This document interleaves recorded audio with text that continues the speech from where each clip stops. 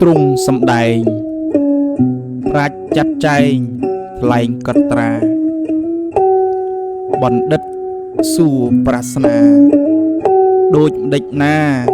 ហៅមិត្តល្អព្រះពុទ្ធ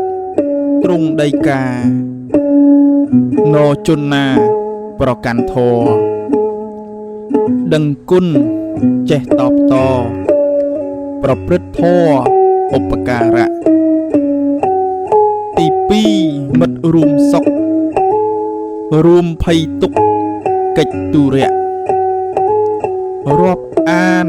ដោយស្មោះស្ម័គ្រមានភារៈភាពជួយគ្នា3មិត្តផ្ដល់សារៈប្រយោជន៍ឥតរញរាជួយស្វែងរកវិជ្ជារកការងារទ្រព្យធនធានទី4មិត្តស្មោះសរចេះរាប់រកប្រាប់បង្រៀនមិនប្រកាន់ធនធានប្រកាន់មានក្រប្រាជ្ញខ្លៅនេះហើយហៅមិត្តល្អទោះមានក្រល្អសខ្មៅ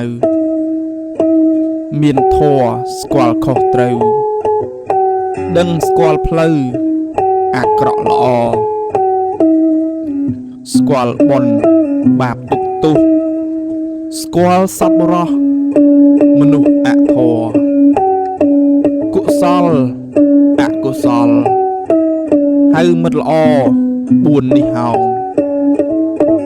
និពន្ធដោយកុយពិសិដ្ឋ